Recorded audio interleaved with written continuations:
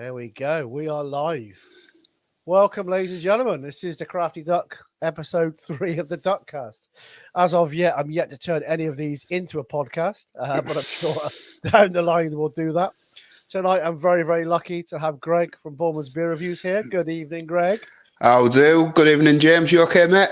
Oh, yeah, I'm bloody great, mate. As you can Brilliant. see, Gregg is far more professional than me, and he's got in front of him, all lined up. All like that. Mine's on a table a mile away, on the table that I made when I was 15 years old.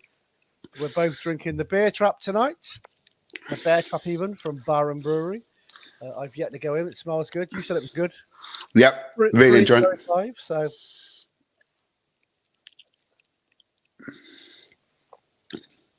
Yeah, this is the first beer I've had from him. I'm quite impressed so far. That's really good. Like I said. Yeah.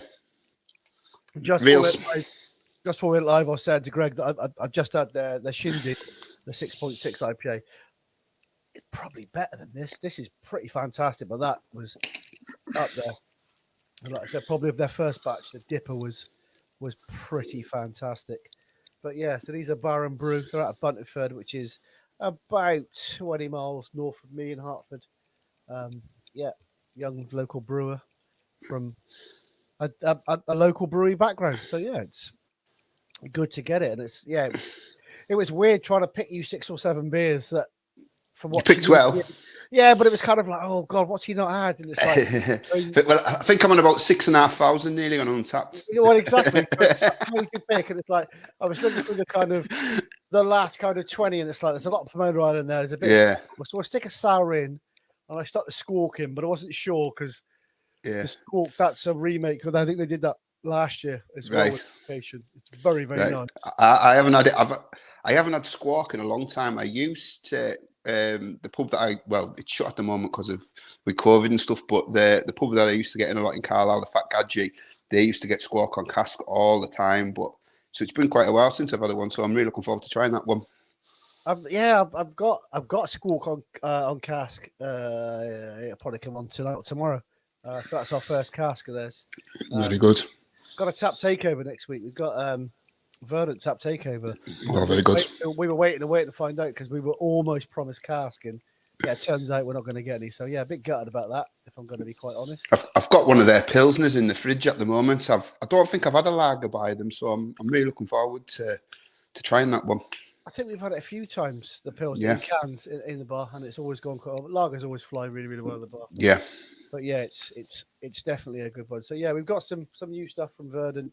And the guy sent me the list, and it was like 6.5, 6.5, 6.5, 8%, 5%.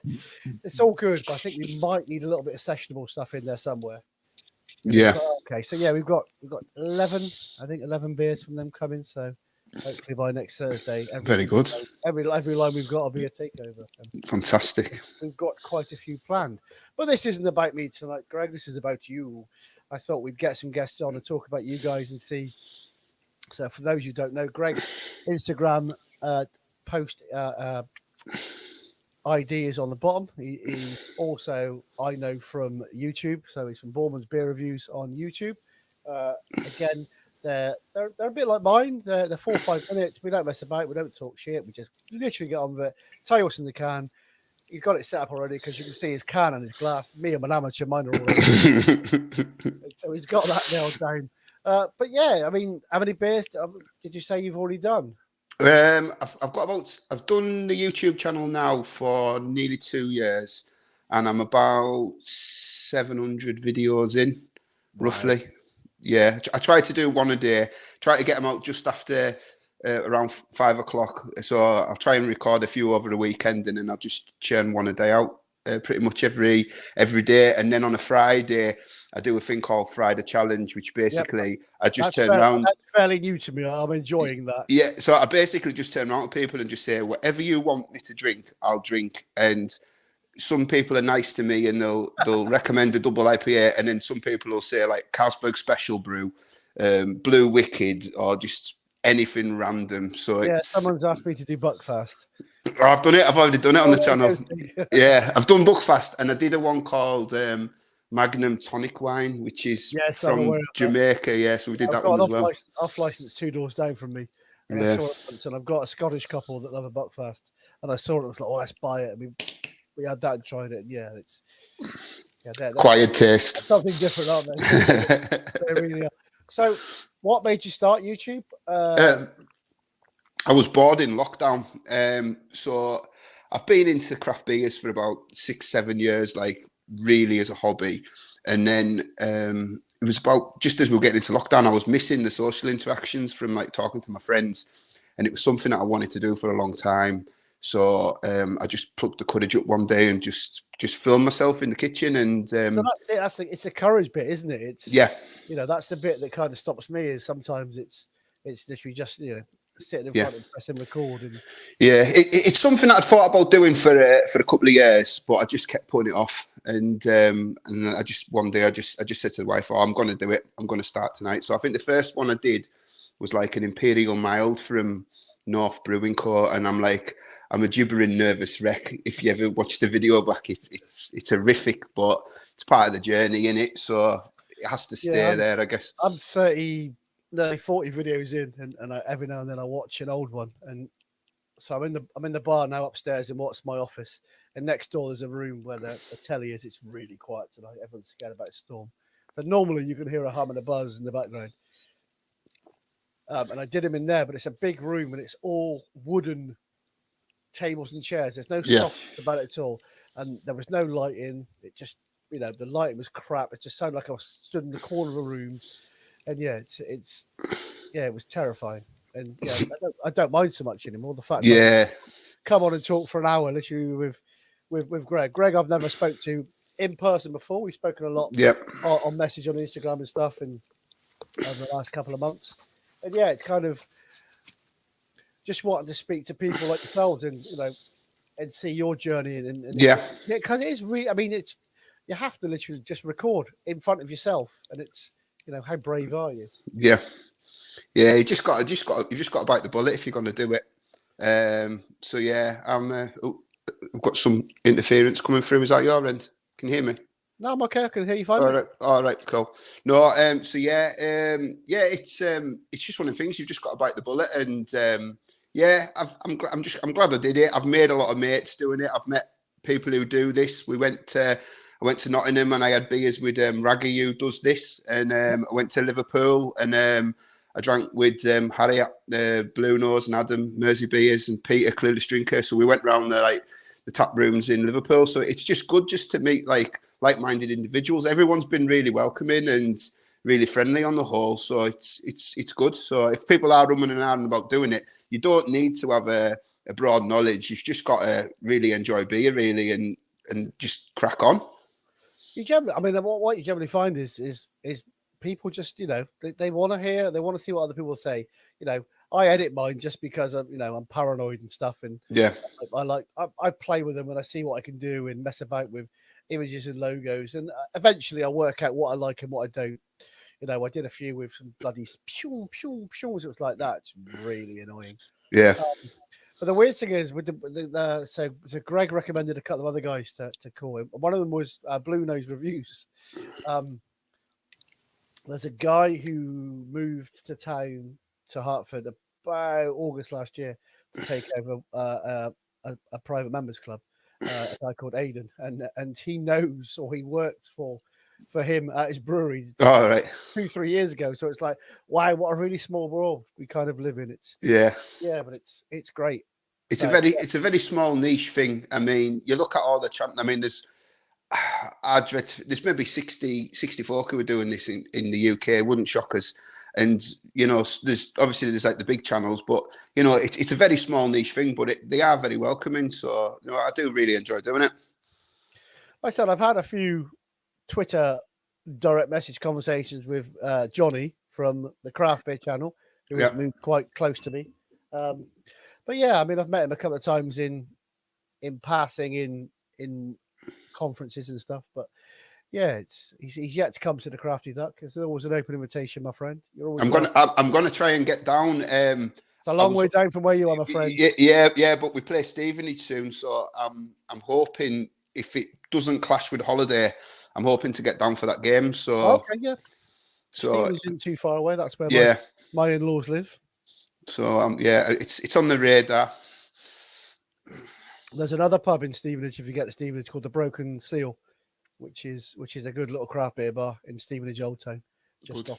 off of the high street. He's quite good. I have to plug him because he comes here and drinks every couple of weeks.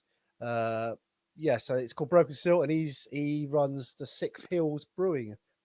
So he brews his own beer at the back as well. Oh, fantastic! Very good. What's that? Is that League One?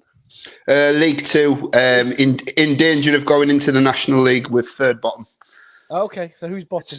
Bottom is Scunthorpe, second bottom is Oldham, and they are on a bit of a run of form. We haven't won in 7, so it's looking perilous at the moment. Yep.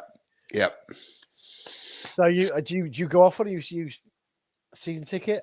I've got a season ticket, so I go to all the home games. I try to get to as many away games as I can, but I mean the nearest one to us, we've got Barra coming up soon, and we're only going to get 600 tickets. That's still 90-minute drive away. Is the nearest. And then you've got Hartlepool on the east coast, and then you're into getting into the Manchester region after that. So 2.5 hours. So we are in the middle of nowhere. I'm 8 miles away from Scotland. So I was going to say you're probably closer to Scotland, aren't you? Yeah, we're expecting. They've told us no travel tomorrow. It's going to be 90-mile winds up here or whatever. So it's going to be fun tomorrow, I think. I hope she's not watching, but my wife phoned me about 45 minutes ago. She said, "Oh, the storm's coming tonight." And I said, "Oh, okay, I'll when I've done the stream, I'll come home." I said, "Well, when's it due?" It's going to hit us about 5 a.m. I said, "So what you said is I'm allowed to stay out till 5 a.m." That's clearly not what she said, but there is a place in town that stays open till 3 a.m. So cool. I'm probably safe till then. Yeah, it sounds a plan. So don't tell Blue Nose Reviews, but if you can't tell from the colours, I'm not a West Ham fan. I am indeed an Aston Villa season ticket holder.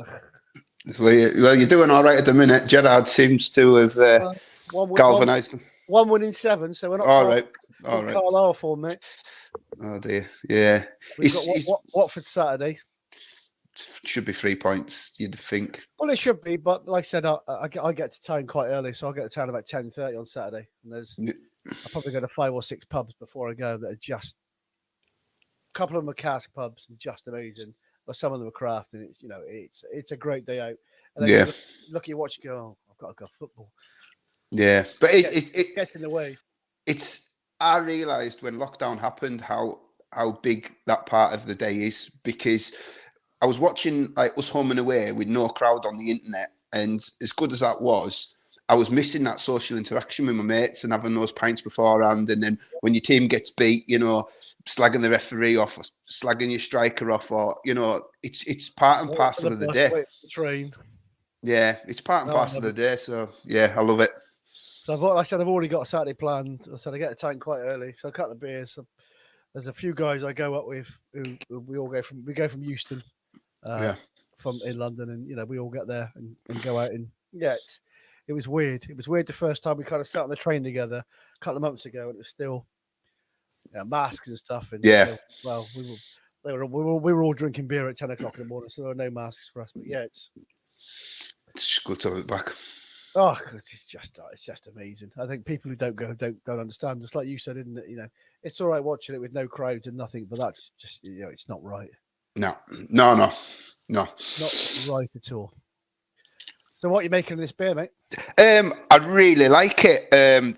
Really soft. I've got to mention the artwork, because we've got the beak one. You can see a lot of like similarities in the style.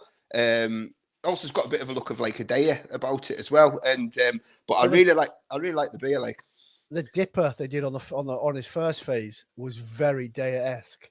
Yeah, it was like soft, fluffy, pillowy. Didn't taste 8% at all, which is weird because I said the 6.6 Shindig I've just had was really punchy. This is quite soft compared. Yeah. Like I said, it's 5.8. Yeah, it's quite earthy, but I really like it. The citrus flavours up front, quite bold. It's really up front, cracking beer, and it's like I said, it's got a great body on it. So yeah, really impressed. For the Ecuador Citron Sentinel. Yeah, very nice. So there's this that's as I've already said. There's an IPA, there's a lager, and then he's done a dunkel as well this Oh, time, very good. which he said he'd never done before. So be intrigued by that. But yeah, it's quite a lot of people shouting about it. I said I know Johnny from the Craft Beer Channel was one that I noticed it from, but I had a couple of customers say, "Have you ever heard of these guys?" Like, never heard of them. Yeah. Don't know what they're all about. Good evening, Kent Beer Reviews. We've got a comment finally. It's a Evening, quiet, Craig. it's a quiet one tonight. Where is everyone? Well, now this is a cracking beer. We've chatted Carlo. We chatted Villa. So what other breweries have you got near to you? Then who's the standouts? I suppose we're quite lucky because North London's not a million miles away. So Pressure Drop are probably one of the closest. Howling Hops would be another one. They're probably one of our favourites. Their tank room is fantastic. It just is. They've got 8 tanks. It's literally half brewery, half seating. And when you're in the seating bit, it's still take your life into your own hands because there's bloody forklift trucks and hose pipes and all sorts going around. So yeah, that's a good one. I suppose Barron are the newest to us. There's nothing really going up. So I think North London's probably our closest, which is 25 minutes on a train, 15, 20 minutes. I mean, Tottenham's 15 minutes in a car. Yeah. So you've got the dreaded Beaver Town. Yeah. But everyone does them now. So, yeah. Oh yeah. It's little or no point for me to do it. They're in Tottenham Stadium, which is literally a mile away, if that, from their brewery in Tottenham Hale. They've got a microbrewery in the stadium as well. Yeah, in the stadium.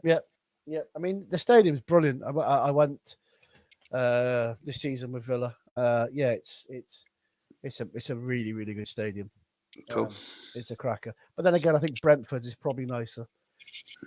Oh, it does look smart. Yeah, it's not, but it's nice and smaller. Whereas Tottenham's big and brash and kind of in your face, and you can fit. Well, I suppose we took kind of the same amount, 2,500, 3,000 to both. So very good. Yeah, but it was good.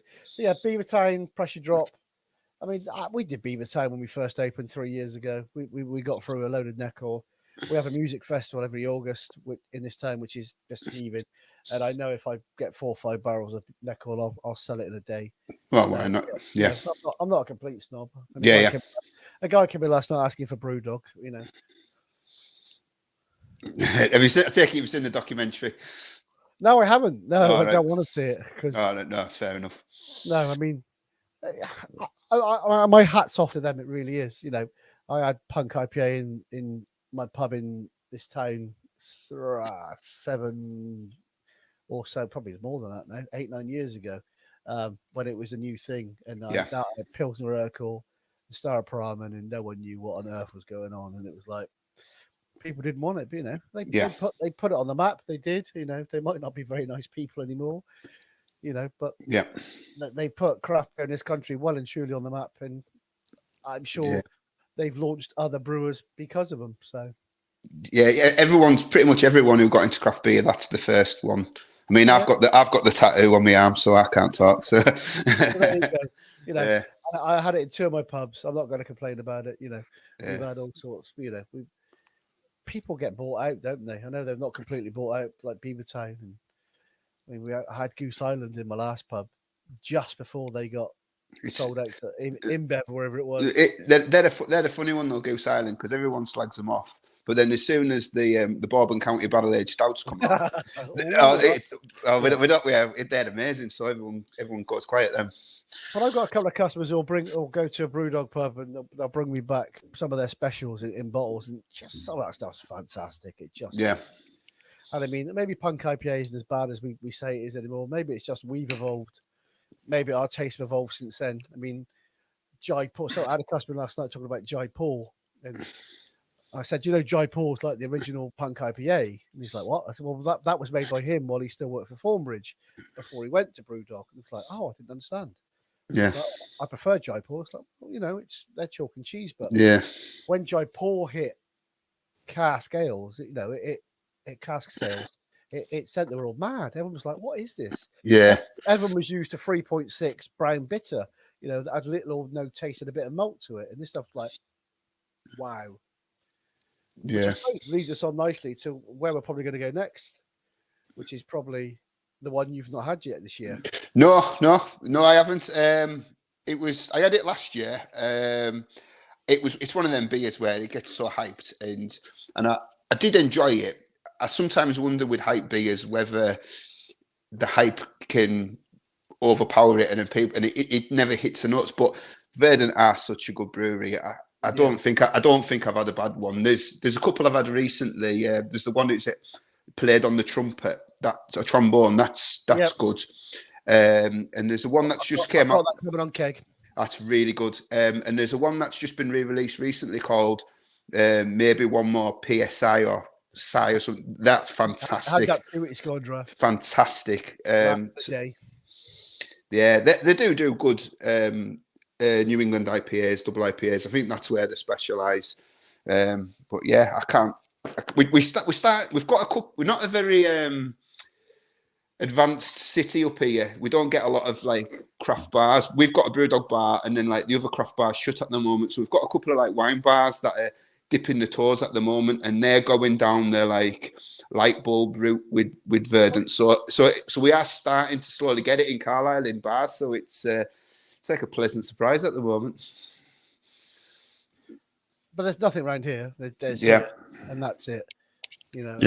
And we're in we're a commuter belt basically, where every bar or every other bar in London kind of is a craft beer bar. But yeah, that was kind of the thought process behind opening. It was all these people that constantly get the train every half an hour, and it is hundreds and hundreds and hundreds.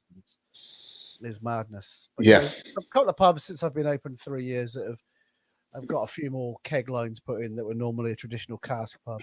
So they're kind of making an effort, and Eternal and Steady Roller Man and stuff like that. So, but even on the cask front, we've only got maybe 3 or 4 pubs that I would trust for the quality, and they've only maybe got 2 or 3 casks. So it's very macro lager based around where I am. I think everywhere is, isn't it? Really? Yeah. I mean, I can walk across Hartford probably in 2 or 3 minutes, but I probably walk past 20 or 30 pubs and restaurants, and there's only 3 or 4 that I trust to drink cask out of. And it's the same. It's and some of those sometimes go like, they've got the same. It's what's it called from bloody Hophead in London Pride. So we get everywhere, which is bang average. Yeah. Landlord for like about £5 a pint, which is just outrageous, I think. Yeah, it's not. I used to drink a lot of it. I used to really like it. I love it. You used to love it. Yeah, there's a local bitter that we have called Esway, and it smashes it out the park. I'd rather drink that. It's just from Cumbria Legendary Ales. We are mainly a cask area. I mean, we've got Carlisle Brewing Co, who are a cask brewery, and then after that, the nearest craft breweries, you've got Fell, which is at Flukeborough, which is right on the border, more towards Lancashire. You've got Lakes Brew Co, Kendal, who used to be they're the ex people who were at Hawkshead before Hawkshead got sold out, so they left, and then they formed Lakes Brew Co. So we've got them, and then we've got a brewery called Ganyam, who they were in London, and they've came back home. So Ganyam means like going home. So they've opened up in Kendal. I think we've had Fell before. Yeah. They're quite good. Yeah. We try to have. We've only got 2 cask lines. But we try to do something that no one else around here is going to do. So I'm trying to think what we've got at the minute. We've got Buxton and Squawks about to come on. But I mean, I'm 70 minutes away from Newcastle, so 90 minutes away from Glasgow. So I tend to go there quite a lot, and like the Newcastle beer scene's absolutely fantastic. I've never been. Yeah, I get told about it all the time. Oh, it's fantastic. 3 of my friends are from up there, and we had a few customers went up the other week and was like, I didn't realise how good the scene was. It was like, oh, it's brilliant. That's what I've heard. But we were talking about was it Four Circle? Yeah. And yeah, I mean, they're pretty fantastic. I had Alma Stee, Alpha Delta. Alpha Just Delta is just fantastic. I had a full circle. It was a collab last night. I think with North. It was a fresh hop right. beer from a couple of weeks ago, and it'd been in my fridge for probably about 2 or 3 weeks at home. And I got home last night, and it was like, oh, that's all I've got. And it was like, it was fantastic. It was just amazing. But we've got the Tesla as well in cans, which we've had on draft before from Full Circle. They're just really good. That's the trouble, isn't it? It's from a customer and a publican point of view, it's there's so much out there. Yeah. And it's like, what do you get? And it's that was kind of like I said, that was kind of the thing with you. It's like, yeah. What The thing is, I like all styles. What southern beers can I get? Yeah. I know you mentioned somewhere before that you hadn't had Baron. It's like, right, well, I definitely have Baron in there. I don't think there's a style I don't like when it comes to beer. Okay. Maybe I'm just a gready pig, but the only one, I think brew type IPAs is where I struggle. I'm just because they're so dry. But other than that, and they don't make them a lot of them anymore. There was a phase where every brewery was doing brew type IPAs, but I mean, it seems to be the dark mild revival at the moment. They're all going crackers on that. Having this conversation with someone this morning, I had an older guy come in, and he literally buys like 4 to 6 dippers every week online. He lives locally. I'll come and pick him up. I think he used it as an excuse to have a couple of halves while he's here. And he was talking about styles and stuff he didn't like, and he's gone off cask beer. He doesn't like the taste anymore. Maybe I'm getting old. Well, maybe your taste is evolving. You sell 4 dippers. He had like the overtone dipper. I think I said. Did I send you the overtone dipper? Oh no. I should have. That's fantastic. I've just had the. Well, I've just put up yesterday a video of triple IPA. Yeah, that was really good. So I think we've got a tap takeover from Overtone at some point this year, which sounds like it could be terribly dangerous. They're good though. But yeah, I said to him, what he said, what's popular now? It's like, well, looks like it's mild time this year. Yeah, because we do camera do a mild walk in March in town. It's been 6 pubs, but it's been 6 pubs for 20 years, and they've never changed ever. And they invited me on it a while ago, and I said, well, what do you want me to get? And they said, just do what you do, get something weird and different. And I think I saw one from Boxcar. I saw one from Home Week. And it was like, oh, this could be fun. Yeah, the Boxcar do an Imperial one. London, Left-Handed Giant. They do an Imperial one. So yeah, it seems to be in at the moment. Farmbridge has just done a collab with Bunderbust Brewery, and they've done a dark malt collab. So yeah, it seems to be in vogue. I'm thinking of going over to Leeds just to try it because everyone's banging on about this beer. So we've got there's the 2 Bunderbust bars in Manchester. There's one in Leeds and then there's one in Liverpool. So I'll probably go to Leeds, and get it tried if I can. You've got far more up there than we've got down here. Yeah. Hackney Wick and Hackney's just around the corner. There's some cracking stuff there, like Howling Hops and stuff. But I'm jealous. And with time, Manchester's definitely on my. And Leeds are definitely on my radar. But Manchester's brilliant. Yeah, it's back to Left-Handed Giant. I'm from Bristol. The Villa thing's a long, confusing story, but I grew up in Bristol, so I've got an affiliation to Bristol breweries, and I'm trying to think. I've got Wiper and True on at the moment. I've got Lost and Grinded on downstairs. We had Arbor on last week, so I have a lot of Bristolian breweries on here. Yeah. Left-Handed Giant, I struggle with. We struggle to sell them. Yeah. I hate saying this, but I think I've struggled to find one of their beers I actually like. Right. And when I go back to Bristol, they've got the Small Bar, which is where they started, which is a small little bar on Corn Street in Bristol, where they literally started with a mini kit, which was in a room behind a bar. And I love that bar, but the tap room is unbelievable. We went last. Yeah, that's the one by the water, isn't it? Yeah. You have to go over this like wavy bridge to get to it. Yeah, it's fantastic. Really good. Really good. What's the street? Is it King? Is it King Street? John Street. What? Street. Yeah. What? There's some bars on there, isn't there? So as you go down King Street from the non-river end, the first bar as you go past the Chinese restaurant is theirs. That's where they all started. It's called the Small Bar. Right. So that's a cracking street, isn't it?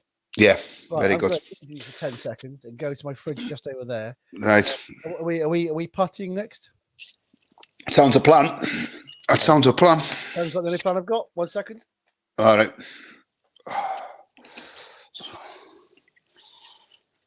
Yeah. So for anyone that's watching, so this is an 8% double IPA, and the hops in it are a Zaka, Galaxy, and Mosaic.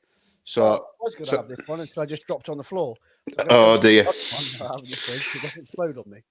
So for anyone that's watching, this is an annual seasonal release that Verdant do.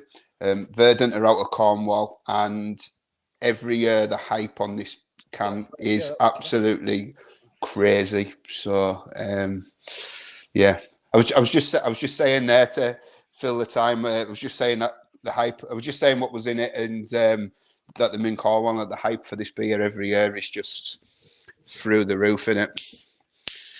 Yeah, I mean, I don't remember last year's, but I remember the year before. But this one, yeah, I had this. I did the video last week, and I finished it off in the chat. But yeah, just looking at the colour as you're pouring it, it just looks special. It's like lilt, isn't it, colour? Yeah, yeah. We've missed a comment because I was too busy sticking banners up. Impressed with the Dunkel Verdant. That's an interesting style to try. Yeah. I love a Dunkel. I love a Dunkel and a Bock and stuff. Yeah, we have a few German bottle beers here, but yeah, it's. I've got a couple at the moment. St. Georgesbrau's Keller beer and the Hellers. I haven't had them yet, but I've been told. I was watching Bands, Bikes and Booze, which is the reason why I bought it, and he says that the Hellers lager is like one of the best German Hellers he's had. So I thought I'm gonna have to get it just to see. And they were only coming in at like $2.99. So. Oh well, I mean, I love. We've always got the Augustina. Yeah, that's fantastic. Hellas and the pills here because I love them. But yeah, I mean, my go-to beer in the bar, just because generally I'm working and I don't have a beer till I've been here quite a while, and it's just want something cold and crisp. I generally have the Keller pills from Lost and Grounded. I do love that. Fantastic. I had their black lager at the weekend when I was watching the Super Bowl. That's just came out. How was that? It's fantastic. It's really creamy. Big coffee notes in it. So yeah, that's fantastic. Definitely give that one a whack if you see it. I was lucky enough to do a tasting session with Lost and Grounded, the owner, quite a few years ago, to be honest. One of the suppliers I use, they own the Beer Merchant's Tap in Hackney Wick, which is a big bar in an old office building, and they do tastings kind of every month. And I did it with them. And, yeah, they kind of went for every beer. Yeah, it's kind of our session, it's for trade. And at the end, he was like, come out to the bar and have whatever you want. And you literally go out, and this bar's like about 20, 30 foot long. And it was just full of pints of Keller pills. It was like. Very good. Very good. Sadly, I missed their tasting yesterday with is it Pahoja? I've never known how to pronounce it. Pojala from Estonia. I've met them before. They're mad as a bag of spanners. Their imperial stouts are absolutely brilliant. So again, the same place was with the Beer Merchant's Tap 3-4 years ago. It was their 20th or 25th birthday, and they opened it up for the trade. And they opened up a back kind of massive room they didn't even know existed. And they basically every brewery had just like a pasting table, and that was it. And everyone pretty much had 2 beers, and there was all the big boys were there. Omni Apollo were there with the bloody milkshake machine and all sorts. And we went to see him, and he was stood there with his wife and explained who they were and what they were. And he underneath, like, goes underneath. He's got this big 750 ml, 50 ml bottle. He's like, this is like 14 years old. I'm like, oh, okay, that must be pretty good. And he was like, come back later, we'll try it. I was like, oh, well, fair enough. And we stood next to them because I was supposed to buy drinks, and we're there literally 15, 20 minutes. And you could see him; he was like twitching. He was like an excited child on Christmas Day. And literally 10 minutes later, he's like, psh, and he's like, guys, come, we're going to try it now. It's like, for God's sake. Like that, it was this 14-year-old barrel-aged imperial stuff. It was like, wow. I thought you were saving this. He's like, oh, well, you might as well open it now. Fantastic. Amazing. So if you could only drink one style of beer, what would you drink? Oh, my goodness. It'd probably be lager, just because I love it. It's just so simple and easy. Yeah. People come into the bar and they're like, oh, I like IPAs or like pale ales. It's like I've got 5 pale ales on. Not one of them is the same. Not one of them tastes the same. And that's I suppose every style's like that, isn't it? So Yeah. probably Caleb Hills all day long, or Augustina Helles would be the one. If I could stand up, I would say Imperial Stouts, but Well, if I could stand up, it'd be different. yeah, I will fall over at some point, but yeah. I have a customer who comes in probably 4 times a week. He's already been in today. He was in at 1:30, 2 o'clock, and he had 2 tippers from Cloudwater, and and then spent 22 quid and off he staggered. It's like, how'd you do that every day? I mean, talk about living your life to the full. Yeah. Right. So have you got in yet?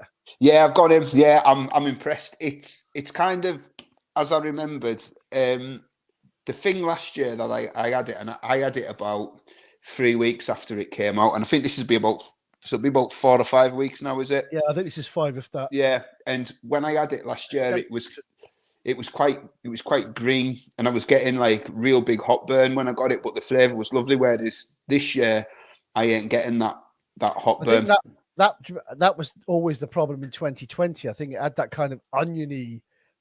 It was really just too fresh, and everyone was going, "You've drank it too early." It's like, I just bloody bought it. Of course, I've drank it. Yeah, they tell you to drink it as fresh as they can. You know, it's part of its quality control as well, isn't it? You know, why would you put something out that's not ready to be consumed? So, but no, I mean, you wouldn't want to age it, would you? No, I mean, even at that percentage.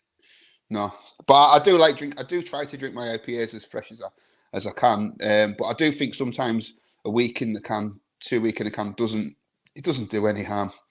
No, but and that's good, and it's got the flavors. It's got that big melon flavor on it. 7 months. Yeah. So it's I wouldn't want to drink it at 7 months though. I could imagine it. I've got 3 left in the fridge downstairs. Maybe that's a challenge. We'll try. Yeah. We'll try it on the 17th of August to see what it tastes like. Difference to now. Yeah, it's got a big. I'm getting a big melon flavour off it, but I got that last year as well. So it's not too bad. Yeah. So that Into the Gold I sent you, that's got massive melon on it, which is why I wasn't a massive fan. Because I'm not a massive fan of melon. So this has still got melon, but it's got all that overripe fruit in it as well. Yeah, is what I was hoping Into the Gold would have, and it just didn't. It was like, no, it's bloody fantastic. There isn't it? Yeah, oh, very much. Yeah, you could drink a lot of it. Well, you couldn't, but Oh, you could try. You can have a go. Yeah. So this was I had this last week. I had the Overtone. Oh, I can't think what it was called. But that was. Do you know what? The Overtone might have been as good as this, if not better. But I had the. Is it the Somewhere Within Without the Verdant Dipper I sent you as well? Yeah. And I grabbed that. I think it was Friday or Saturday night of last week. Towards the end, we had staff. I was like, I'll grab a few beers, and I thought in my head it was 6%. And it was like, oh, this is fantastic. And I poured the last bit. And it was like, that was a bit 8%. It's like, oh my goodness. They're only numbers. Exactly.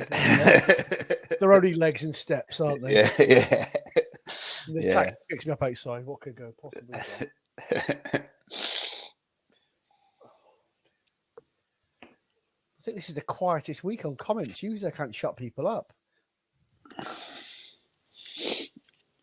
It's normally me talking shit, so that's probably the reason. There's usually a whiskey guy on YouTube. Who chats as well. I think the whiskey enthusiast. Yeah. He usually pops up as well. Yeah, I was watching a few of his videos. He's quite good. I think he's from South Africa. Yeah. But I do whiskey ones, but I'm just the weird thing is I've done probably 6 or 7 whiskey videos. I've nearly 40, and they're the most popular ones I do. Which is weird. I mean, I like it. I'm not. I don't know as much about it as most people do on here. Yeah. My brother does more, but my brother hates being on camera. Yeah. I say to him, "Come on!" So he comes over. He lives in Bristol, so he comes and does every Sunday and Monday and Tuesday. So come on, we'll do a few videos tonight. And he's like, "Oh, I'm not really sure." And it's like, come on, we'll be fine. And no, it's like Yeah. I don't push them all because if you don't like it, you just don't like it. Yeah. And it's for us, it's we've convinced ourselves. Come on, just do it. Just do it. So it's I think because with working from home, because I'm office based, and because of the pandemic, I've been in front of a camera, having to talk to everybody for Teams for the best part of 2 years. So so it just kind of comes like second nature, really. It's just the confidence. It's like I say, it's a confidence thing. And the more you do it, the easier it gets.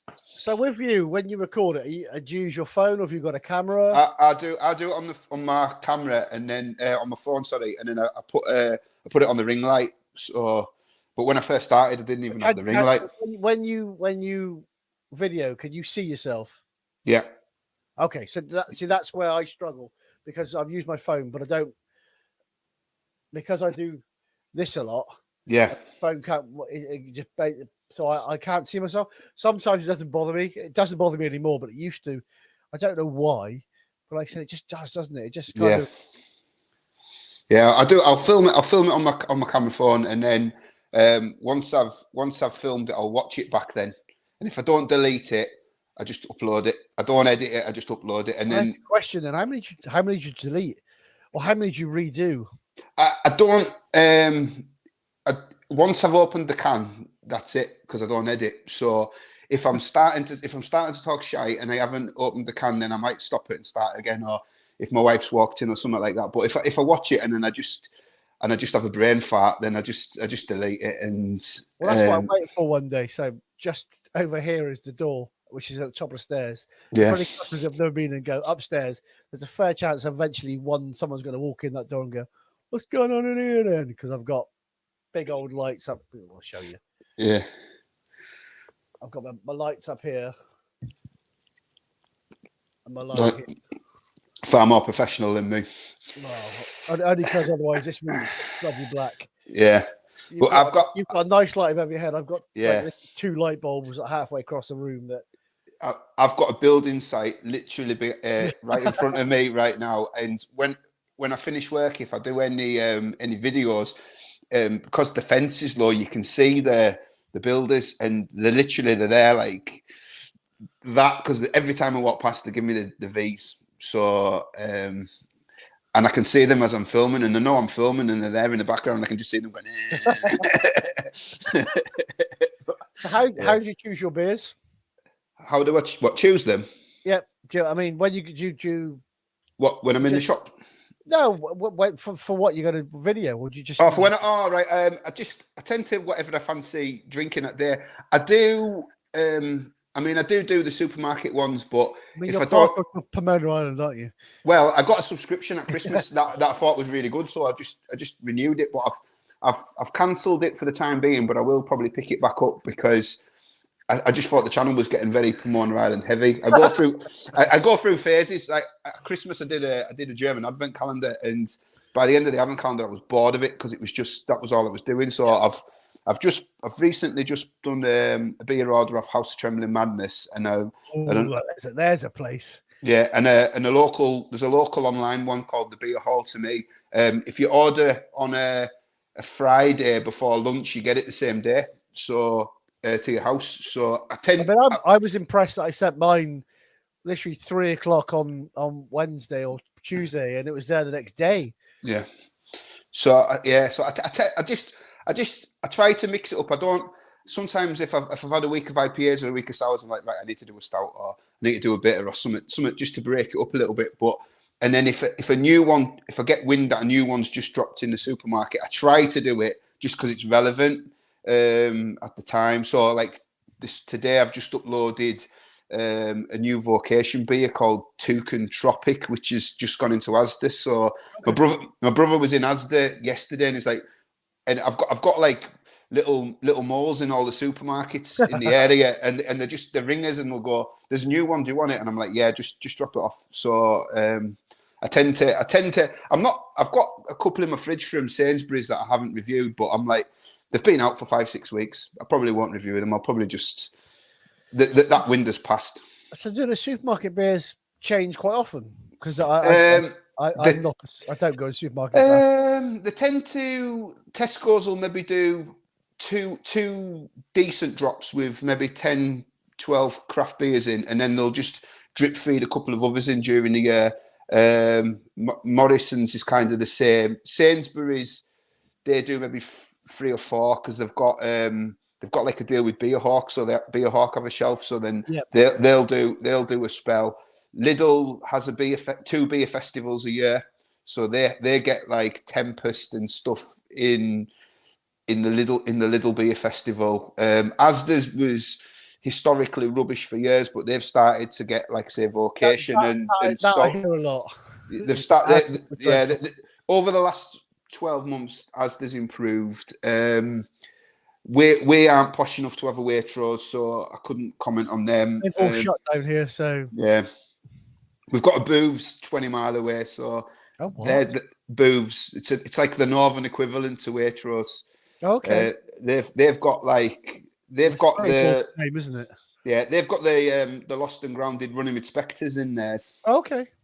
They've got some stuff from Neptune from Liverpool. So I haven't, but it's just, and they've even got they had the Fuller's Vintage, which was wow. At Christmas. So I bought a couple to put away. So I'll have them in a couple of years. Don't drink them in a hurry. Yeah. No. They're going on eBay in 10 years' time. Yeah. I know Marks and Spencer's have got a few. They've got their own range that, like, Oakham make for them, and they've actually Polly's do a pale ale for them as well. But our Marx's hasn't had it. So and it's a shame, really, because Polly's is probably my favourite IPA craft brewery.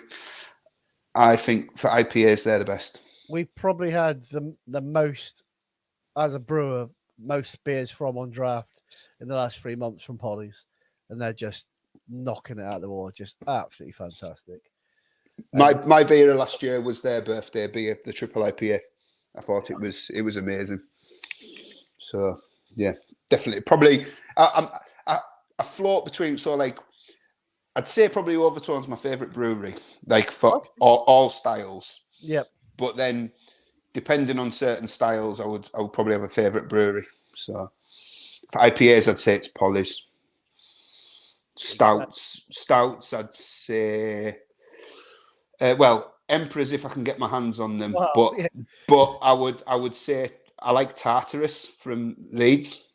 Okay, I'm not aware of them. They came out last year, and they do an imperial stout range called Abaddon. They focus a lot on, like, a lot of Belgian styles, so they do a lot of, like, doubles and Belgian strong ales, and I think and a lot of saisons, and I really like them. But their imperial stouts are fantastic. Sours, I'd probably go Vault City. Where else do you go? Yeah. Lager, I'd probably go Don Zoco and then maybe Utopian after that. I'm not a Utopian, but Don Zoco, you know. Yeah. Braybrook, they're good as well. Okay, so yeah, we've back onto local breweries for us is another one that the Craft Beer channel did, which is the Crossover Blendery, which is again in Hitchin. Yeah. It's a Hitchin's about 10-15 miles, a little bit north of us, definitely north of Stevenage at the A1. So yeah, they started pre-lockdown. Again, I've not had any of their stuff. It just doesn't sell very well in the bar. It's, 750 bottles at 20-30 quid a pop, but yeah, everything from everyone I've heard, they sound pretty bloody fantastic. But yeah, it's hard, isn't it, when you start going Vault City for sours, I think there's not many. Pastor, they're good. We'll probably get a shout again, but they're quite local to us. They're Cambridgeshire, so they're probably less than an hour away on a couple of trains. A few locals went there a while ago. The Wrecker series from Staggeringly Good. They're quite good. If you like your smoothie ones, but you've got to be careful because a lot of them have. There's been a lot of videos that have just exploded in fridges and. Yeah, I mean, Northern Monk beers had that issue 2-3 years ago. Yeah. We had their gluten-free beers that we got a callback for, and we threw them away and we stuck them in our bin. It was in our garden, and doosh, like, what's that? And it was like watching the bin lid jump, and it was like, oh, those beers exploding in the sun. God, I mean, my favourite breweries are probably Cloudwater and Verdant, if I'm going to be honest. Of the last year or so, I mean, Yeah, Wylam aren't in it because Wylam's basically mothballed. I mean, my probably favourite beer that I can get all year round would be Jakehead, without a yeah, shadow of a doubt. You know, I've got 2 barrels in my cellar now. yeah. I even don't sell it often, Yeah. but I would say that the common beer that's in our fridge, like outside the supermarkets, is either Deya's Steady Rolling Man or Lake's Brewco's DD8 Session New England IPA. They're normally in our fridge, but Rolling Wylam's Man. we get a lot of Wylam just because of our where we are in the world. So I've had a lot of Wylam beers. There was one that came out recently called Billy Pilgrim, which Yep. is really good. I've got Hickey the Rake on draft today That's or as we solid. speak. But yeah, we've got The brewery. If you ever get to go to the brewery, what a piece of art it is. It's you literally you come out of the Newcastle city centre and you go through this park, and the park in itself's beautiful. It's got a bandstand, and the last time I went through, there was a ska band playing covers see just none of this sounds randomly. like what Newcastle, the picture you've got in Yeah, Newcastle. yeah. So you Like, come walk on, through, I walk through the park and there's a bandstand. It's like, yeah. is this Newcastle? Are you Yeah, sure? and then you go through the park, and then there's it's kind of built in like some kind of like old like observatory. You've got like a little like pond in front with swans on. You've Yeah, got a I've seen little the picture of it. It looks like Art you've got a Deco, model doesn't it? railway in the background for the kids to play on, and then you go in and it's stunning. And the Sunday dinners are Oh, well, really? Wow. yeah, It's definitely on my to do list. I mean, my dad's side of the family were from South Shields, so it's there's probably relatives out there I don't know about, but yeah. no interest in them. To be fair, more interested in the Wylam beers.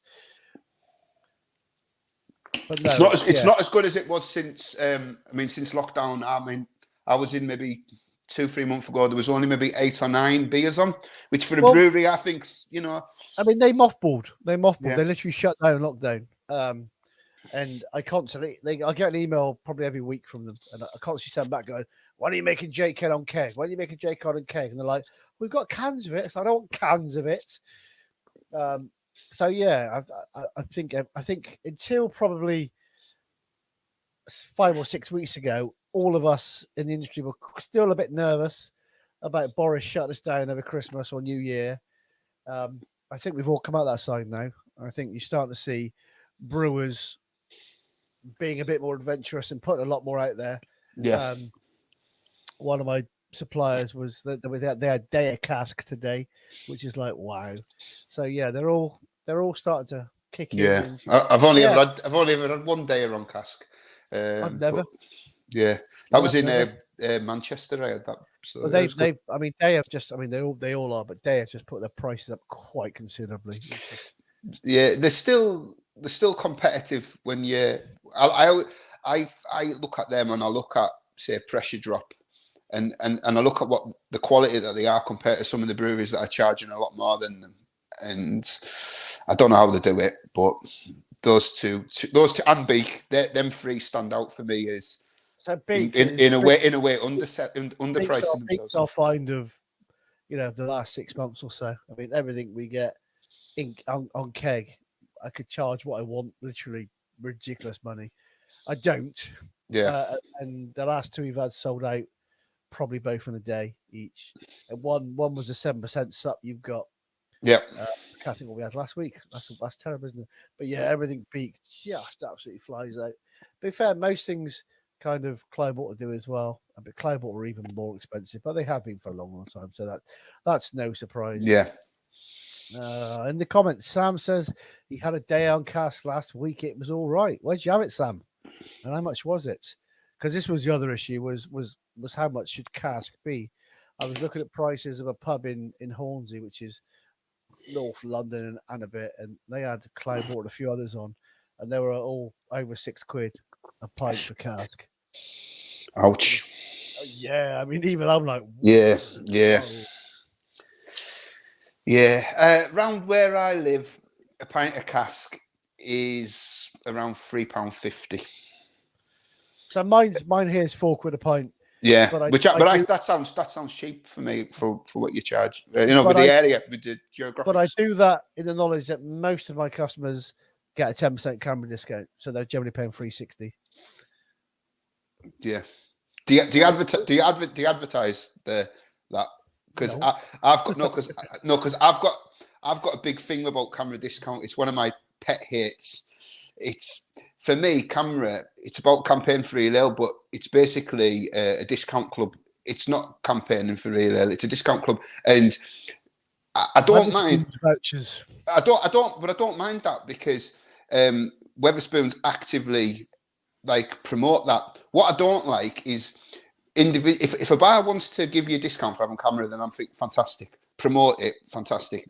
It's the camera customer who goes in and goes, do you take camera discount? They're the people that I don't like. The ones who ask the question. It's not whether you have the discount or not. It's these people who've got this sense of entitlement that I'm a member of camera, I should have discount. Well, they paid. They paid their membership. I'm a camera member, but I would never ever think to go in a bar and ask for camera discount. If I seen a sign that said camera discount, then I'd get the card out. But so there's a Weatherspoons in this town. It's literally on the same side of the road I am. They're literally 300 yards away from me. So I used to run a pub years ago, probably 500 yards that way. So people used to come in, and I had 6 pumps, and I was got a good beer time. And you do discount? It's like, yeah. I said, yeah, you're a camera member. They said, yeah. I said, have you got the Weatherspoons vouchers? They said, oh yeah, 50 off pint. I'll take them. I'll take them all day long. I'll stop you spending them somewhere else. Yeah. We do a happy hour again. I don't massively advertise it, so it's £3 a pint. £3 a pint for cash. It's good. It's good. 4 till 7. So no, it's good. I mean, it might not be next week when I've got Titanic's Plum Porter on, but Oh, it's a classic. Oh, love it. Yeah, as soon as it comes on in Carlisle, that just flies out. It goes everywhere.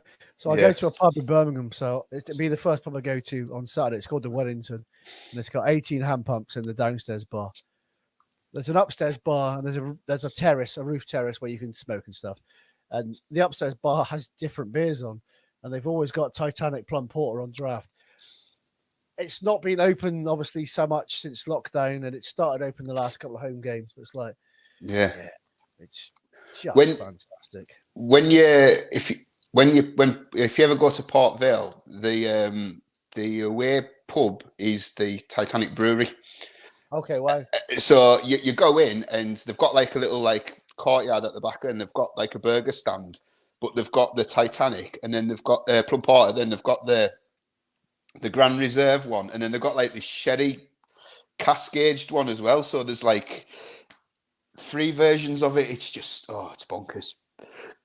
Sam says, Greg, you're spot on. It's not the love of cask. It's the love of the cask, not the love of the price. But but sometimes the price gets too much for a pint of cask beer. Yeah. I camera members infuriate me. It's like they're trying about the heads on a pint and the price, and it, for me, it's you're supposed to campaign for real ale. You're not supposed to be there to be pulling it to pieces. It's about promoting it, and I just they're stuck in the ways.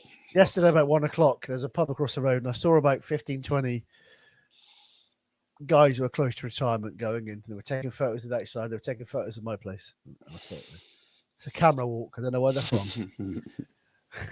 20 minutes later, in they come. Doof, doof, doof, doof. And I've only got 1 cask on it. Is that all you've got? Sorry, is that the only beer you've got? I said, no, I've got 12 beers on, actually. Everything I do is beer. We're a craft beer bar. Oh, no, that's the only cask you've got there, isn't it? So, yeah. First one I poured, put it down. Can you chop that up? It's like, yes, I can. £1.60 for a half, my friend. And I think there were, so there's 15, 20 of them. 19 of them had a cask. One of them had, I think, half a bandit from Gypsy Hill. That's right. It's hard, isn't it? Is that the all we've got? Like, no, I have 11 other beers on. Yeah. You're not brave enough to try. I always volunteer to work the local beer festival when it's on, and they always put me on the keg bar for a reason, and I know why, because because I won't tolerate the shite. Because it's anybody, it's fine. It just they infuriate me. I don't know. They need to get with the times. I totally understand when the threat of keg was because of quality, and the keg was rubbish and being mass produced. But the keg's fantastic now. When me and you were 3 or 4, mate, keg was shit. You know, John Smith smooth and stuff. They're not going to drink that anyway. Yeah. They need to embrace. Yeah. Well, you see, keg. Well, they've done a diversity survey, and the amount of people that commented on social media about, oh, why are you doing this? I don't see anybody having problems with race and sex and all this. And it's like, you're probably a white male in your 50s who's surrounded by other people who are white in the 50s, and you're oblivious to the problem. You know, my wife would never sit in a pub on her own, you know, because she'd feel intimidated. But It's like, she'd never go in a pub on her own. I'd probably go in first or on me. Yeah, she doesn't. I think it's a cultural thing. A lot of, you know, but they don't. That's why Cameron's doing the survey, because they're trying to. So the last 3 pubs, including this one I've had, is I've tried to make that not a thing where people are, you know, feel comfortable coming in. The thing I hate seeing is a woman stood outside waiting for the other half who's finishing work or whatever. It's like, come in. You know, if you don't feel welcome now, you should feel welcome because you've got, you know. She'd go in if she knows the pub and she knows the folk who behind the bar. She'd do it, but but it's a weird setting, and you know, if we were away for the day in Newcastle and like where we're going for a drink and she was going around the shops, I would make sure I was in that bar first. I'd make sure you've got limits on your credit card as well, mate. Yeah, that's true. But no, I don't know. It's something that I've never thought of, because I'll just walk in a pub. I could go in any town and just walk in, and I've never felt it. But the only time I felt it, I was in Yorkshire, and I was near Leeds Airport, and we went in this pub, and it was in a village in the middle of nowhere, and it was a rugby league pub. And I walked in, and they all had the colours on, and I was a complete stranger. And you literally just seen every head go, and like turned to me, and I was like, "All right." Walked to the bar, got a pint, and then after 10 minutes, it was normal. But that first step, I felt, I went out with frosty. I went out with a girl from Yorkshire for 7 years. Her parents lived in Home Firth, so summer wine country. It's a lovely little place, but it's packed full of tourists. But there's some pubs that are tucked away, and she was going, I'm going to go to town with Mum. We're going to Huddersfield. Her stepdad was doing the garden. What are you going to do? I said, I'm going to pop in the town, have a couple of beers. Where are you going? It's like, probably going to go to the Nook, which was this pub down an alleyway. Oh, what? Are you sure? You're probably safer off going there. It's like, no. It's where the decent car scale is. I'll go in there. Don't talk to any local. Just keep yourself to yourself. Ain't never going to happen. I'm never going to keep myself to myself. Yeah. That's not in me. So came back a couple of hours later, you know, and I'm licked up, as my customers would say. And she get back, it's like, how was it? It's like, it's amazing. Everyone loves me. She's like, what? She says, I go in, then I'm terrified. It's like, well, but that's the whole point, isn't it? It's, you know, it's what's the point in being worried? Oh yeah. They know you from down south. It's like, what difference does that make? What difference does anything make? You go to a pub, it's like, I'm a bloody Aston Villa fan with a bloody southern accent or a bloody West Country accent, to be honest. But no, it's I hate all this. Women can't go in pubs, and I'm with you on the camera stuff. It's weird, and with numbers dwindling, you'd think they'd embrace. Not keg. I mean, I don't want them to be embracing bloody Peroni and Asahi and all that shit. Yeah, but you know, realise that this beer is bloody good, and people are putting lots of bloody effort into making it. I mean, this isn't just macro brewed in massive things in a couple of days or a couple of weeks. This is, you know, serious stuff. Yeah, preacher to the converted though. Well, I mean, I said I'm a bit like you said. I'm like you. I drink anything. You know, I avoid cider because cider makes me happy and angry in the same sentence. So I tend to avoid that. But I love a stout. I love a Guinness. And you know, I was drinking. I went we finished here last night about just after 10, and I was like, the wife's in bed. We'll go? Where can we go? There was a pub, and I was drinking Kronenberg. It was bloody awful, Yeah. but it was better than Uh, the crappy cast they had on. So most days, because the selection at football grounds is so bad. oh, Um, it's I, dreadful, isn't it? I normally end up drinking Strongbow dark fruit because it's so bad. It's the easy option, and that's became my easy option when I go in anywhere now. Villa Park's options where I sit: Guinness in a can, Surge, no thanks. Same Heineken at in a Carla. bottle, Yep. Heineken in a bottle, which is never cold. Some of the bars have got Foster's on draft. I'd rather just drink Fanta. And if you look really hard, which I can never find, they've got Purity Pale Ale on, which is okay, but Yeah. you know, you can never find it. And they've got a bar before you go into the stadium, which is season ticket holders only, and they've got Purity on cask, which is nice, but it's still one of those glasses. If you touch it, it disintegrates in your hand.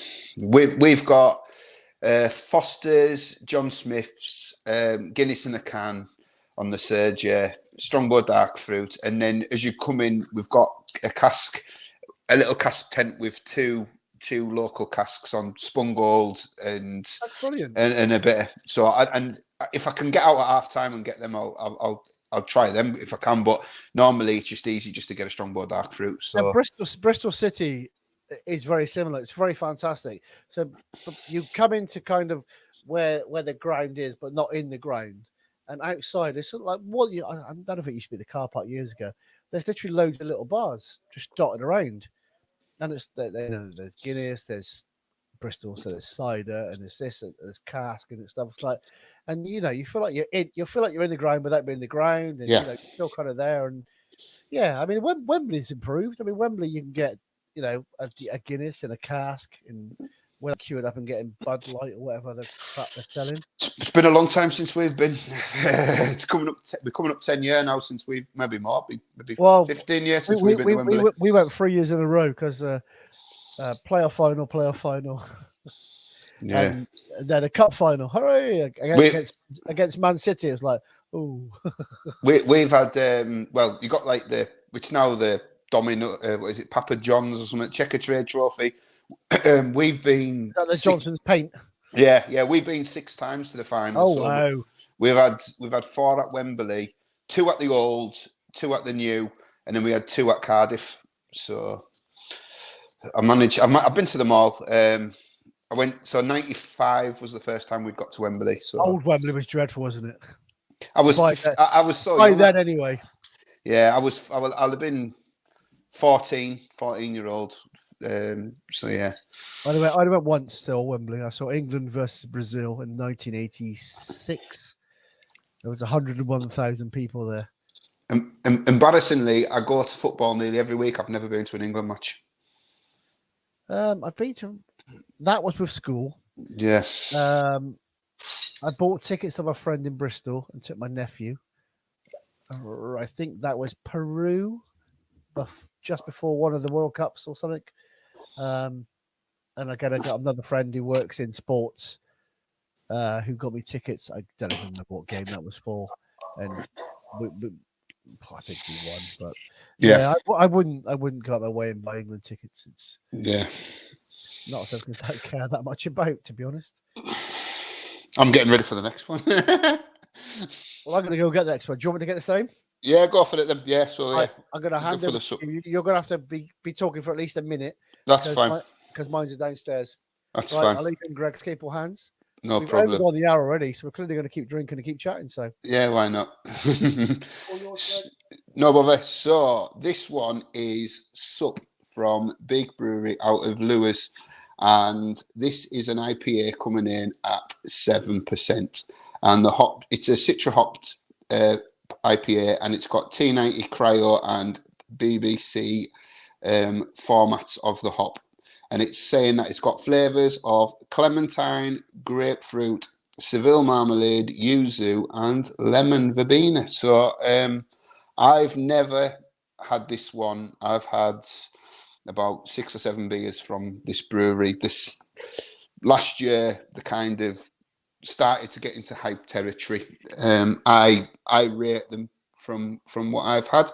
I've had a couple of rye IPAs by them, and in my fridge at the moment I've got a Moose, which is a rustic lager, and I've got another rye IPA by them. So yeah, they're a brewery that I would definitely recommend. Very simple can design, and if you've been here for a while, I kind of commented that the Baron cans is similar to it in terms of its design, as you can see there. So that was the first beer that we had tonight, and we've just had the putty. 2 good beers so far. That's probably the beer of the night so far, but both very, very good. So yeah, looking forward to this one. Should be good. I think he's coming back. I can hear him in the background. But yeah.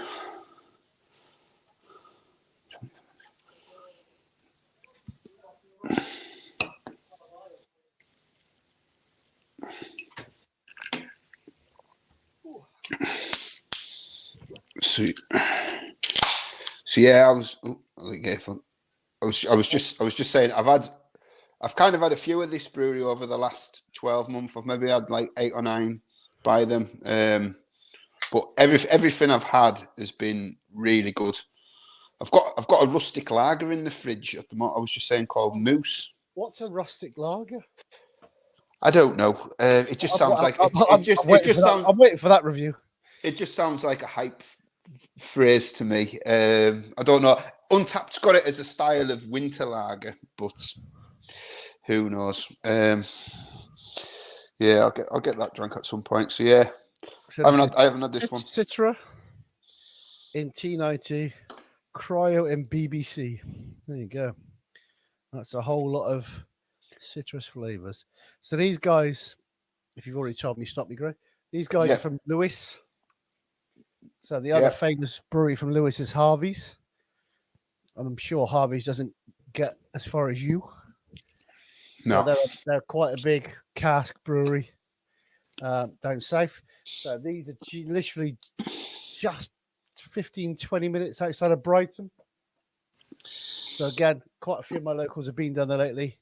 They've gone to Umbard, which is in Brighton, and they've bussed and walked to here.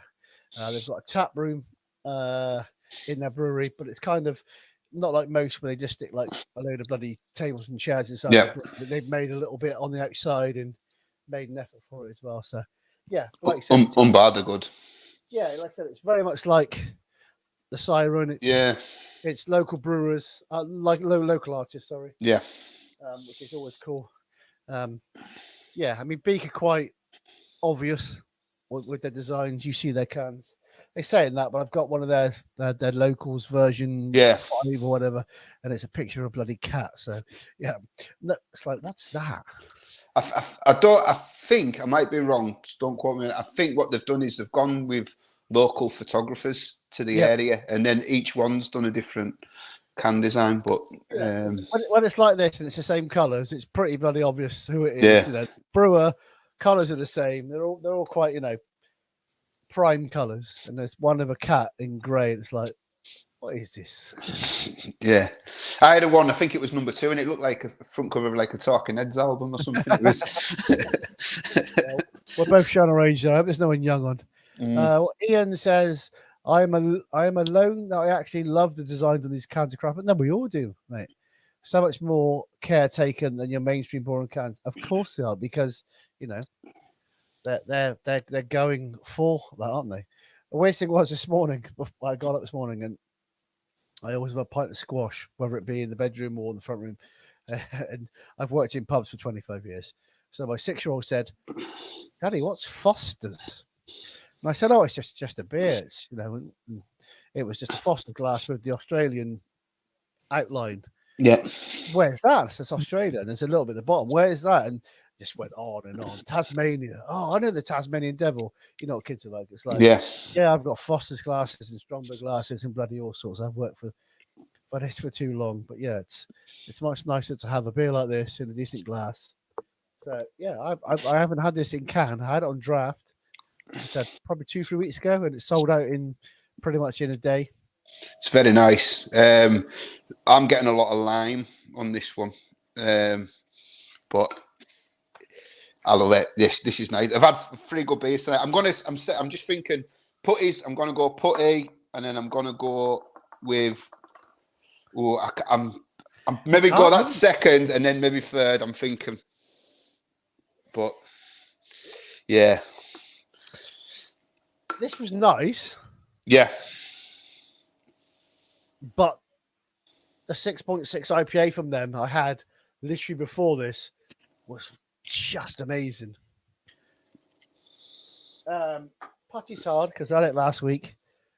Bloody fantastic. But yeah, the beak is. It's very nice. It's lime. It's lime. It's grapefruit. Yeah. Wow. It's good. It's very good. I've never had a bad beer by them. They're really good. They deserve more hype, and I think this, like I say, I think they're slowly starting to get it. So that'll just mean the prices will go to Daya level. So yeah, well, they're not far from that now. To be fair. Yeah. Yeah, they were. I mean, that was. I think that was something like £7 or 2/3. For going rate, though, yeah. It hurts me as well. That's why I don't drink it. It's too bloody expensive. So Ian's asked a question. Just a thought: would it be possible to start a craft beer club where online we watch you enjoying and tasting? That's a great idea, Ian. If ever I've heard one. Drink alongs. There's got to be money in that for me. You purchase me 5 or 6 different cans, and you join in and watch. Ian, you are, as I've always said, an absolute genius. I did a crowdfunding for the Duck 2.5 years ago, and Ian pledged the most amount of anyone for a tab, and has never used it, and I knew never would. So, Ian, hats off to you. You are that's a great idea. Well done. No, the Thornbridge, they have a monthly beer club. So they have the subscription, and then they send you a Zoom link. So it's. Yeah, I mean, Craft Beer Channel did it. Yeah, every now and then, a beer merchant's tap, but it was, it's not very regular, is it? No, but I think you'd be onto a winner there because if it's your locals and stuff, you've got that personal touch, and you know the people. So yeah. I think it would work. Yeah, it's a good idea. Ian, that's a great idea. Let's have more ideas from that. No, good one. So Ian's just said he wouldn't use his tab either. Just please be part of the journey.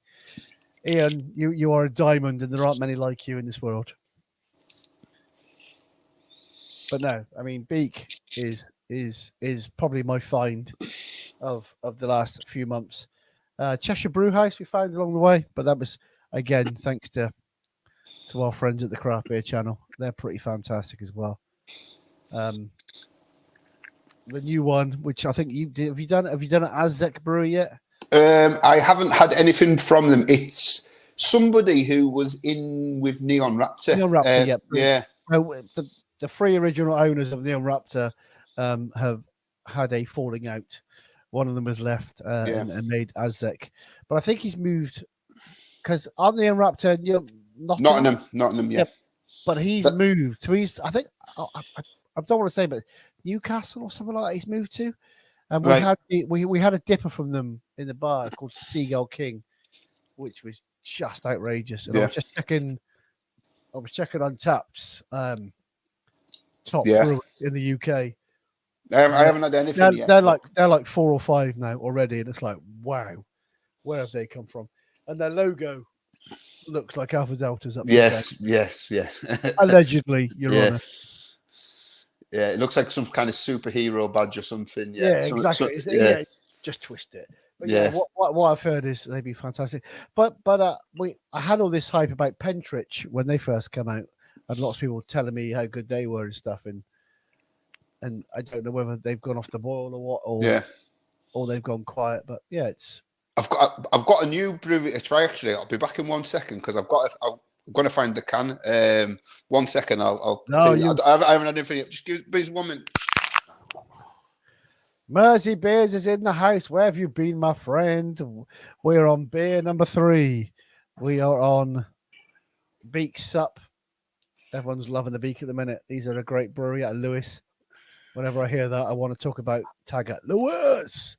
These are from Lewis. which is in down by Brighton, wherever that is. Sussex, Surrey, I'm never sure. But it's a cracking beer. We had this on draft a couple of weeks ago, and it sold out in a day. So it's pretty fantastic. So me and Greg were just talking about new breweries we found probably in the last 6 months or so. Beak's definitely one of them. Azek's one of them. I've got this to try from a brewery called Cropco. Is that Croc? Crop. Crop. Yeah, CROP. Crop Beer Co. I've never had anything from them. Where are they from? They're from Salisbury. Okay. I've heard good things. So that I got it just off. I mean, they had this beer was 4.2 on Untapped. So wow. I got it off the back of that. Really, never heard of them. So that's a pretty impressive rating. Yeah, it's 7.2%, and they're calling it a foggy IPA. What's a foggy IPA? Well, I'm guessing it's just murky, really. It's just going to be a real murky IPA. I think the word's hazy, isn't it? Yeah, well, they're going foggy, so it must be another level there. So Mersey Beers has just joined us, Greg. I criticise him about where he's been, but he's been shopping. He's just about to open a brew by numbers Citra and Amarillo, bought from the brewery, not a supermarket. There you go.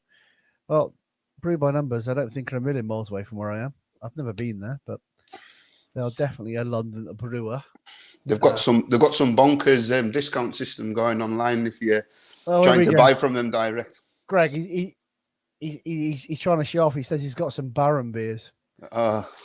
You're late to the party, mate. We've drank those. Apparently, they're the next big thing. Yeah.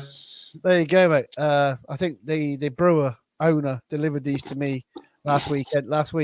So pretty fantastic, mate. Like I said, we've had the Bear Trap tonight. I said I've had the Shindig, which is a 6.6 IPA.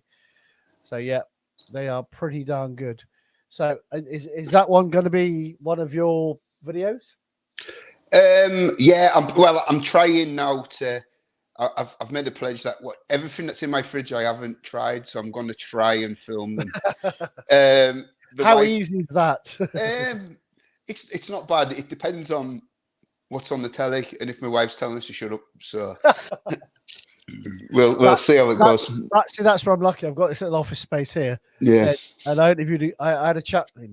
I chatted with the customer the other day, and I was like, "Oh, come upstairs. I'm up here." And he was like, "Oh shit, this is where you video them." He said, "I thought you were at home." It's like, God, no, I've got a bloody 6 and a 9-year-old and a wife. There's no chance I get away with bloody recording. Yeah. Yeah. Sundays are good days because she goes to her grand's on a Sunday, so I can get a couple out. Or Monday, Tuesday, Wednesday, she goes to the gym. So I try to fit my drinking in around her gym.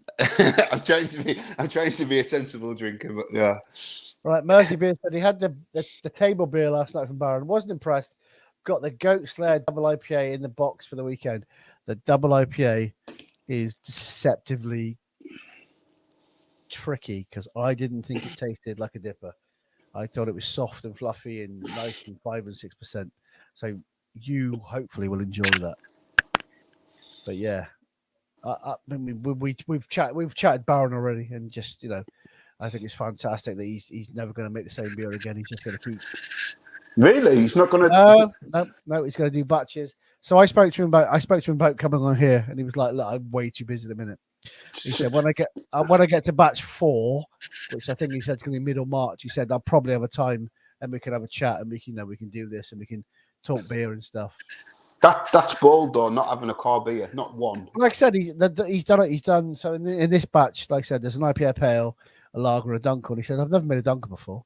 And it's like, well, why'd you do it? Still, just give it a go. The interest. I hope it works. But the interesting thing will be when the hype starts getting more, and then people go, "What about? Are you ever going to make X beer again?" And the pressure. Well, he's still only canning at the minute. It's nothing else. It's cans. Because I was like, "Are you going to keg?"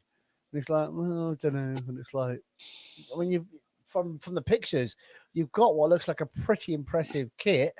Yeah.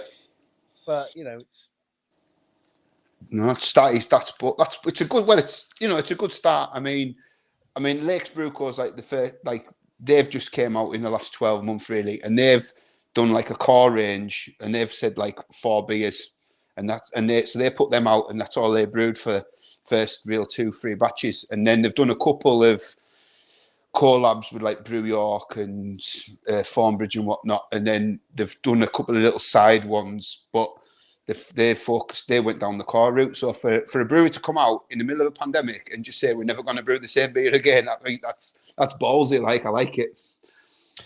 I mean, Mersey's just said loads of breweries start with that core range, but end up going core. So I was just thinking before, actually, you said that was Polly's was the one. They've done, yeah. They've just started a core now. Just started, yeah. Just started a core range. I mean, we pretty much we have Florette in the fridge all the time because it just flies out.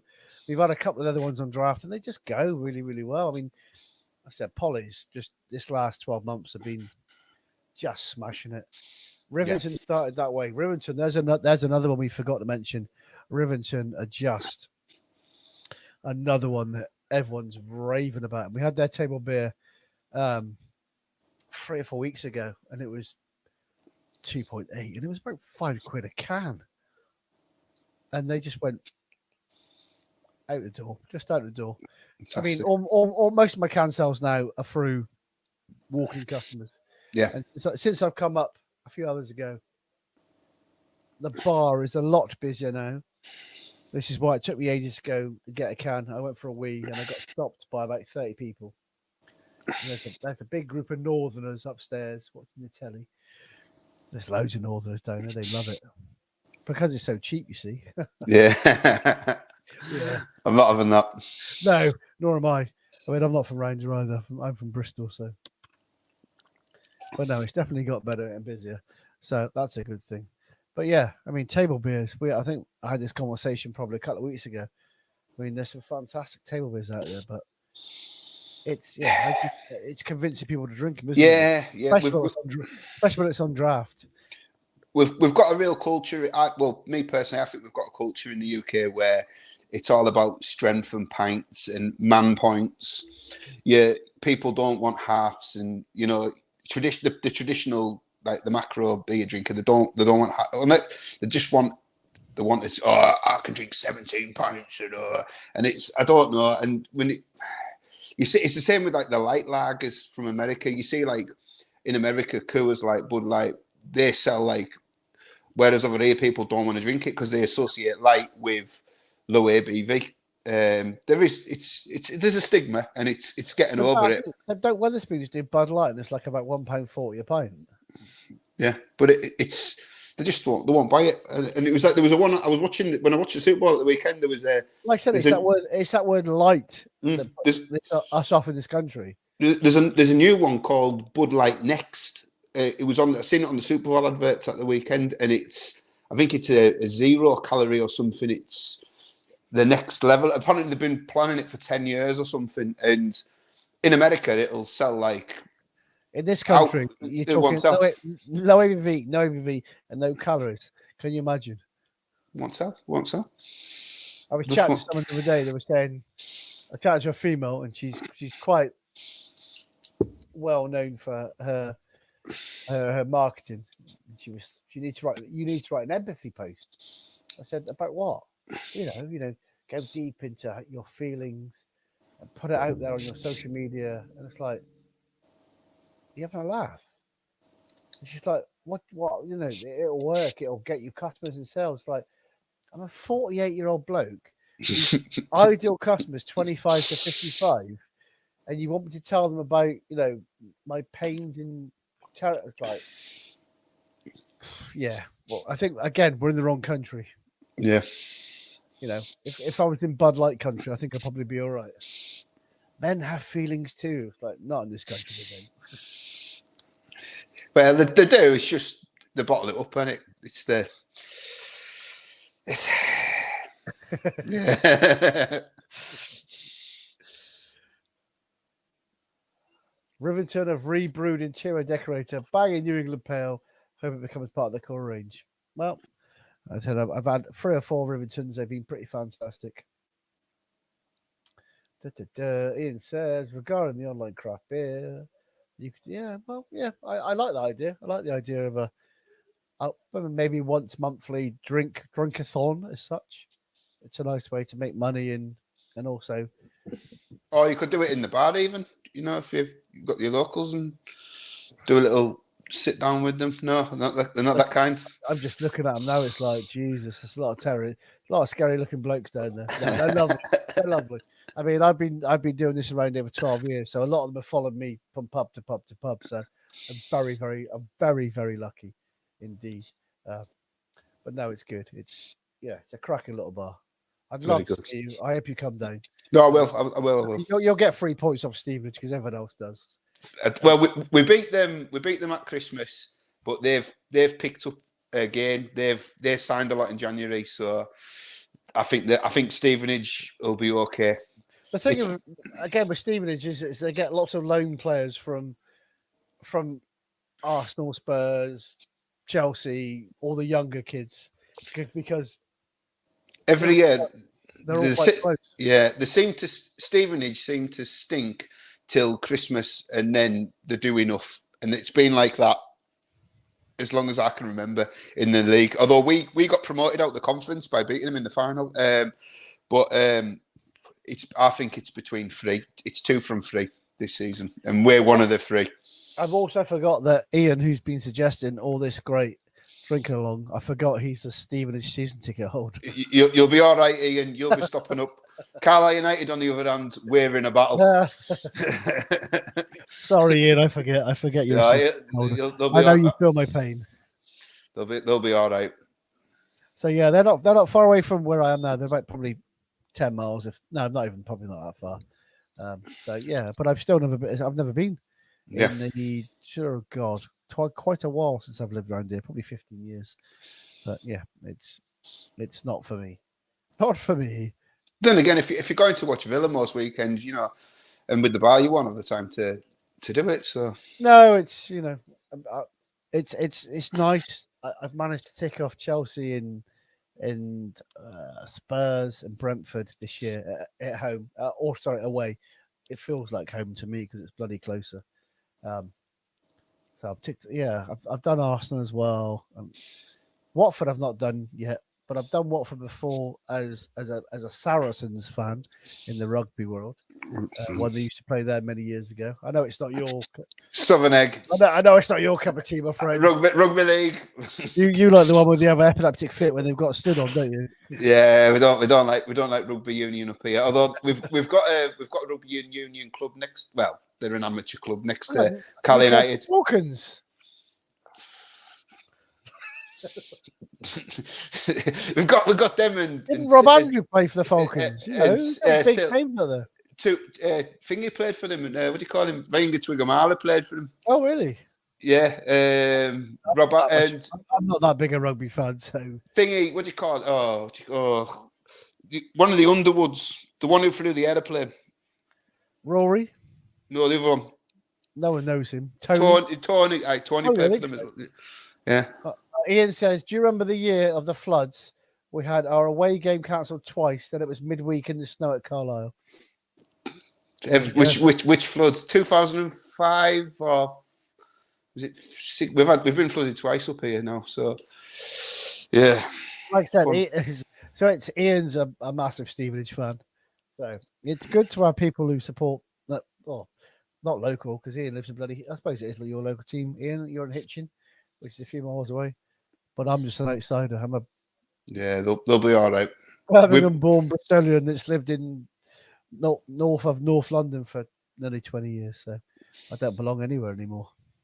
Yeah, we've got we're at home to Swindon on Saturday. Beat them. Yeah, we beat them away at the start of the season, but we won't beat them now.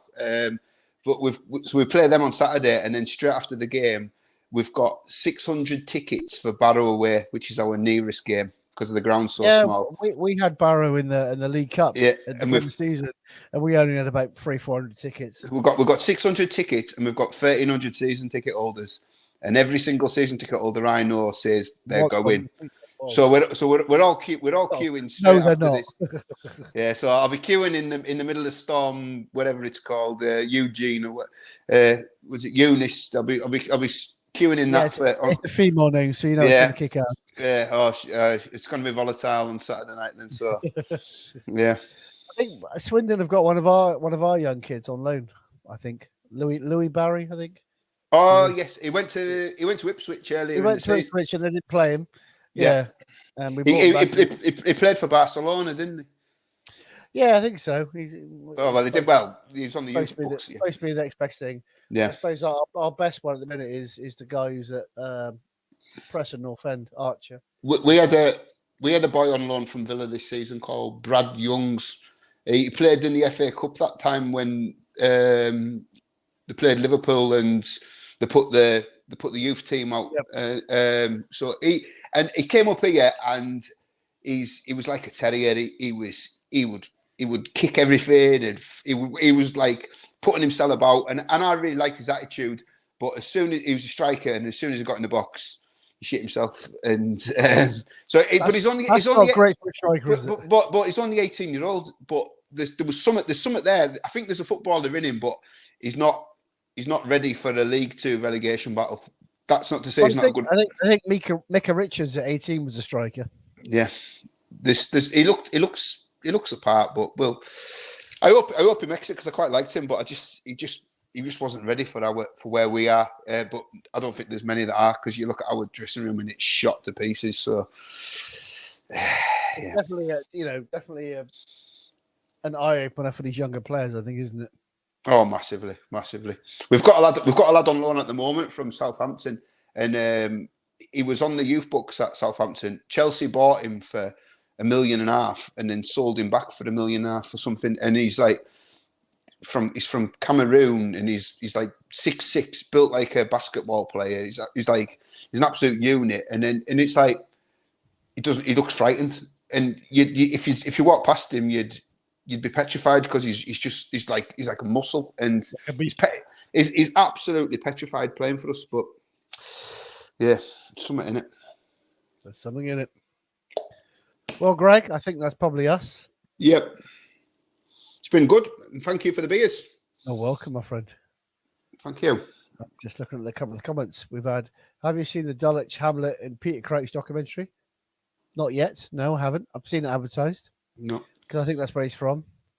We played them in a couple of other years. We knocked them out. Yeah.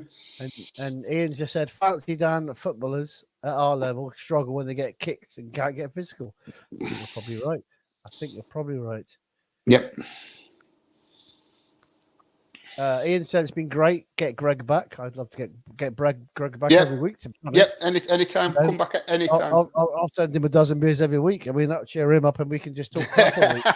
If you can put out with beer talking and talking about Villa and Carlisle non-stop, we can continue this for hours and hours, mate. Yep. Anytime. So thank you for Greg. It's been a pleasure, mate. Thank you for coming. Honestly, it's I've asked bloody loads of people in the last kind of 6 months, and everyone's ignored me pretty much. So yeah, it's a pleasure. And it's not been easy because I don't mean it's not been easy. We haven't spoke before. No, and we hooked up 5 minutes before we went live, and I said, I ain't got no questions. I'm just gonna wing this and go with it. I have a board next to me that generally, if I do a video or do a stream, I have 10, 15 questions in case I struggle. I'd already had a few beers tonight, and I thought, I haven't spoken to you face to face, but we've spoken before, and I've seen your videos, and I think, this will go okay. I think. Yeah, no, it's gone well. It's been good. I've enjoyed it. Brilliant, and I've enjoyed it. And Ian, I'll do my best to get Gregg back, and maybe we can get Gregg back on a monthly basis, and we can do that drink along, and we can arrange 6 beers per month and do that, and Gregg can get his beers and a bit more and a bit more and a bit more, and I can get some sales or whatever, and we can scratch each other's back. Why not? I've got lots of these coming up in the next couple of weeks. Thanks to Gregg, I've got quite a few people lined up. brain evades me after 3 or 4 7-8% beers tonight, who I've got. But I'll post in the next couple of days, so I've got next week and coming forward. But yeah, Greg, thank you very much for joining You're us welcome. tonight. If you liked Greg, please go and look at him on YouTube. He's on Boolmans Beer Reviews. He puts a beer review out every single day. Not all of them are Pomona Island, but most of them are. Hopefully, some will be the Crafty Duck beers that he's got. And he's also Therefore. on Instagram. Thank you for watching, guys. Stay safe. Like us, subscribe to us, and share us because we're trying to have a bit of fun out there. Greg, good night, my friend. YouTube, Facebook, Twitter. We shall see you later. Good night.